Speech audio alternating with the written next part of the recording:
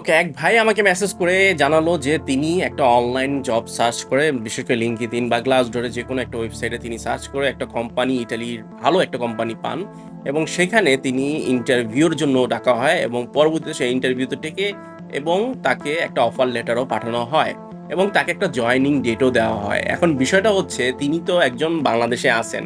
এখন তিনি ইটালিতে যাবেন। এটা অবশ্যই ফরেনিয়ান ওয়ার্কার্স হিসেবে কাজ করবে এবং তার একটা ওয়ার্ক পারমিট লাগবে। এখন তার কাছে আছে অফার লেটার। এখন এই অফার লেটার নিয়ে কি বাংলাদেশে তিনি কিছু করতে পারবেন কিনা? এখন এটা কন্ট্রাক্ট পেপার হতে পারে, যেটা অফার লেটার বলছে সেটা কন্ট্রাক্ট পেপার। হ্যাঁ, কন্ট্রাক্ট পেপার একটা এক হিসেবে ধরা হয় যদি রূপান্তর করা হয়। ওয়ার্ক পারমিট হয় কি, আপনার সেই কোম্পানি হয়তোবা তার ইন্টারনাল দেশে, মানে ইন্টারনাল কান্ট্রিতে তিনি জবটা অফার করছিলেন। বাংলাদেশি হিসেবে তিনি সেটা পেয়েছেন, বাট সেই কোম্পানি মনে করতে পারে তিনি ইটালিতে আছেন। ঠিক আছে? সেইটা হয়তোবা তিনি ইন্টারভিউতে ক্লিয়ার করেননি বা বোঝাতে সক্ষম হয়নি তিনি যে একটা ওয়ার্ক পারমিট দরকার, এজন্য শুধু অফার লেটার হলেই হবে না। মাঝে মাঝে হয় কি, অনেক কোম্পানি মনে করেন তিনি ইটালিতে আভ্যন্তরীণতে থাকেন, তাই তিনি জব অফারটা অ্যাকসেপ্ট করছেন এবং পরবর্তীতে জয়েনিং ডেট দিয়ে দেয়।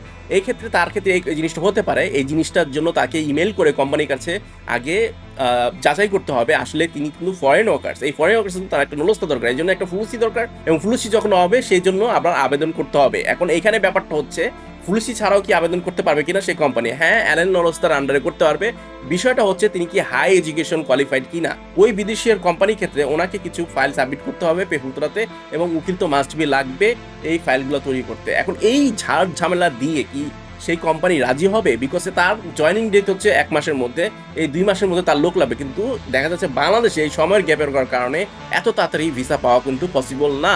এই কারণে অনেক জবগুলো হয়েছে কি, আপনার ইন্টারভিউ পরে জয়নিং ডেটের পরেও কিন্তু এগুলো বাতিল হয়ে যায় বিকজ অফ কমিউনিকেশন গ্যাপ। ওই কোম্পানিও জানে কিভাবে প্রসিডিউর করতে হবে। যদি না তারা ফরেনিং ওয়ার্কার লেখা না থাকে তার জব ডিসক্রিপশনে, তখন তারা তা ইন্টারনাল জব অফারের মতোই মনে করবে। তো সেক্ষেত্রে তাদের কিছু যায় আসে না যে আপনি সেখানে জয়েন কিভাবে করবেন না করবেন, কিন্তু আপনার তো সেটা লাগবে বিকজ ইমিগ্রেশন সিস্টেম এই জিনিসটা করে দেয়।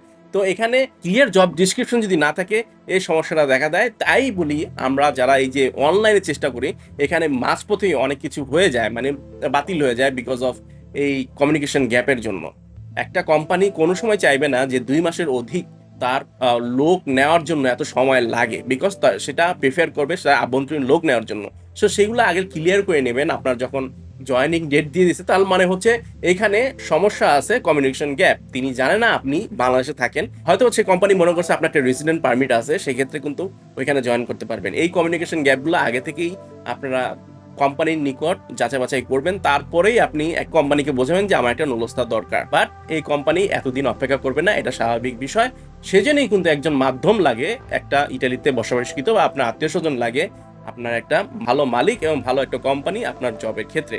এই ক্ষেত্রে দেখা যায় যে অনলাইনের বেশিরভাগই ক্ষেত্রে এগুলা আগায় না এবং কোম্পানি তো অনেকভাবেই আছে, অনেকভাবেই জব পোস্ট করে থাকে। সেগুলার বেশিরভাগই ক্ষেত্রেই হচ্ছে ইউরোপের কান্ট্রিদের জন্য, মানুষের যারা বসবাসকৃত।